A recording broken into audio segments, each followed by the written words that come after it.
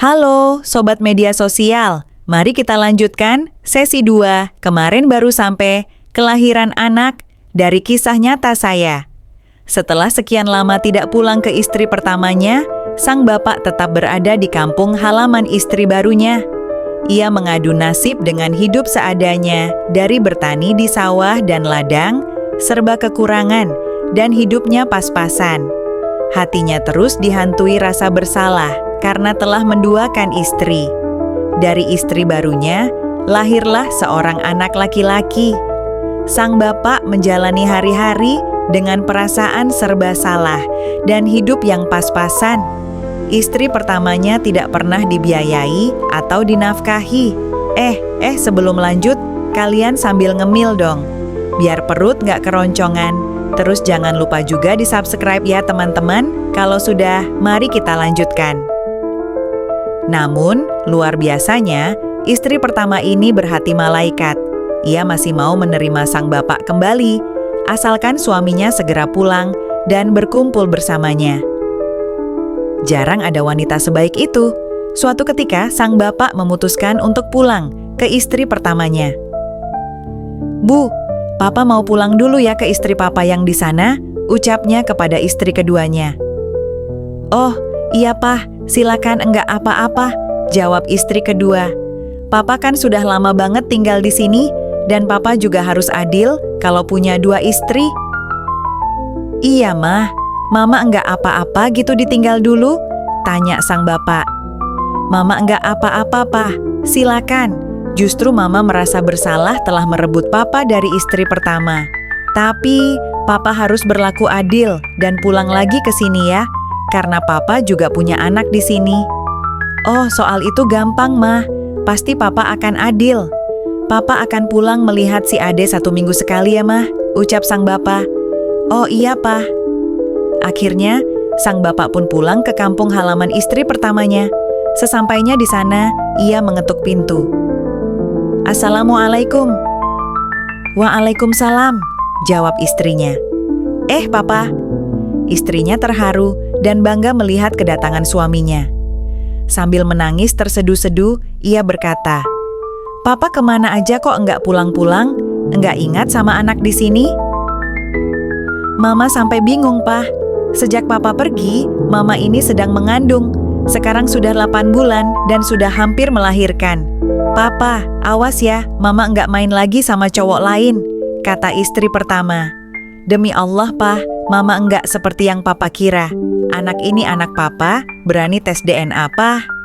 "Mama enggak gitu, Pak. Enggak seperti Papa yang main sama wanita lain, lalu menikah dan enggak pulang-pulang," kata istri pertama. "Iya, maafin Papa ya, Mah. Papa bersalah telah meninggalkanmu. Gimana anak-anakku, Mah? Sehat?" "Alhamdulillah sehat, Pak," jawab sang istri. "Sekarang anak-anak lagi main di luar. Papa nggak akan ninggalin Mama lagi, Papa janji," ucap sang bapak. Ternyata dia tidak sadar bahwa dia sudah mempunyai seorang anak laki-laki dari istri keduanya. Kenapa Papa begitu tegak sama Mama? Kurang apa-apa? Mama sih, sejak Papa tidak pulang, sudah Mama pikir-pikir. Mama sih enggak apa-apa, asalkan Papa berbuat adil. Mungkin sudah takdir perjalanan Mama dan Papa seperti ini. Tapi kenapa Papa tidak pulang-pulang? Begitu menderitanya Mama di sini, Pak. Kalau tidak ada ibu, bagaimana si Ade makan sehari-hari, kebutuhan sehari-hari? Padahal Mama sudah tahu kabarnya Papa sudah menikah lagi dengan wanita itu. Pertama, Mama mendengarnya, hati Mama sakit sekali, Pak. Sampai hampir Mama ini mau mengakhiri hidup. Untung Mama sadar, Pak. Kalau Mama tidak sadar dan hidup tidak didasari dengan agama, Mama sudah tiada di bumi ini. Tapi Mama sadar, mau gimana lagi? Ucap istri pertama. "Aduh Mama, maafin Papa ya. Selama ini sudah menyakiti Mama. Mama sudah hidup menderita karena Papa. Mungkin Papa yang salah memilih jalan, akhirnya hidup Papa juga tidak karuan. Sekarang Papa juga sudah punya anak 1 laki-laki dari sana," kata sang bapak. "Apa? Papa sudah punya anak 1 laki-laki di sana?" "Ya sudahlah, Pak. Tidak apa-apa. Mau bagaimana lagi? bubur tidak bisa jadi nasi kembali, tapi nasi bisa jadi bubur. Sudah tidak apa-apa, Pak. Kita terima saja kenyataan ini. Kita tanggung bersama, kata istri pertamanya. Oh, tidak, Mah. Mama jangan ikut menanggungnya. Biar papa saja yang menanggungnya, karena ini masalah papa sendiri, ucap sang bapak. Tidak, Pak. Masalah papa adalah masalahku juga. Tidak apa-apa, Mama ikhlas. Biar ditanggung bersama, balas istri pertamanya. Subhanallah, Mama ini salihah banget. Sungguh bidadari surga buat papa, ucap sang bapak sambil menangis, merasa bersalah. Terus, di sana istri papa sama siapa? Tanya istri pertamanya. Terus, anak papa di sana berapa tahun? Masih kecil dong, Mah. Masih bayi, jawab sang bapak. Terus bagaimana dengan biaya anak dan istrimu di sana? Sudah, tidak apa-apa, Mah. Itu sudah jadi tanggung jawab papa. Mama jangan memikirkannya, ucap sang bapak. Namun setelah sekian lama tinggal bersama istri pertamanya, sang bapak lupa diri. Ia sampai lupa dengan anak bayinya yang berada di kampung halaman istri keduanya. Anak itu pun terlantar. Istri kedua yang menunggu sekian lama dan bapaknya tidak kunjung pulang, kebingungan bagaimana membiayai anak bayinya yang kini berusia 2 tahun. Kehidupannya serba kekurangan karena tidak ada yang menafkahi. Seorang tetangga pun bertanya, "Bu, bapaknya kemana? Kok enggak pulang-pulang?" tanya tetangganya. "Iya, Bu, mungkin sama istri pertamanya kali." "Oh, jadi bapak sudah punya istri lagi apa bagaimana, Bu?" "Enggak, justru saya yang salah, Bu. Saya telah merebut dia dari istri pertamanya. Saya juga merasa bersalah," kata istri kedua. "Oh begitu," kata tetangganya. "Terus biayanya dan kehidupan sehari-hari bagaimana, Bu?" "Iya, Bu, ini saya juga bingung bagaimana biayanya dengan anak ini," jawab istri kedua. "Bu, saya mau menawarkan kerja ke Arab Saudi. Kebetulan ada lowongan kerja di Jeddah. Kalau Ibu mau?" tawar tetangganya. "Wah, yang benar, Bu?" "Iya, Bu, kalau Ibu mau," kata tetangganya. "Tapi gimana dengan anak saya ini? Masih kecil, baru 2 tahun, Bu." "Wah, kasihin aja sama bapaknya, tinggal sama ibu tirinya. Gampang soal itu. Kenapa mau enak aja? Sudah bikin anak lalu pergi lagi sama istri pertama.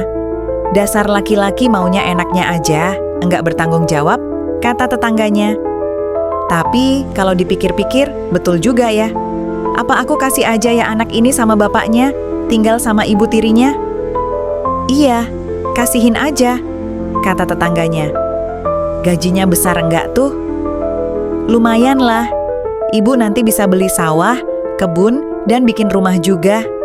"Iya ya, mau dong kalau gitu. Aku mau daftar ya."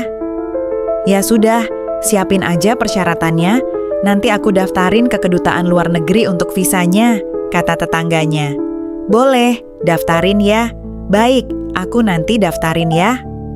Keesokan harinya, ibu ini mendaftar dan kebetulan terpanggil oleh kedutaan tenaga kerja luar negeri. Selang beberapa hari, ibu ini pergi ke kampung halaman suaminya. Sesampainya di rumah istri pertama, sang bapak pun kebetulan ada di situ. "Assalamualaikum," kata istri kedua. Ibu kesini?" tanya sang bapak. "Iya, saya enggak lama-lama. Saya mau titip anak bapak. Habis gimana? Bapak ini enggak mau nemuin anak. Kalau saya enggak apa-apa, yang lebih utamakan anak ini. Ini kan darah dagingmu, sampai lupa gitu ya. Aku kan butuh biaya untuknya. Aku mau titip anakmu di sini. Aku mau berangkat ke Arab Saudi, jadi TKW saja. Aku mau cari kebutuhan."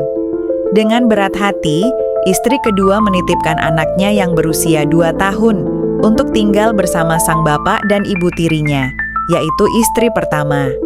Sesi 3, nantikan kisah selanjutnya tentang perjalanan anak yang dititipkan bersama ibu tirinya.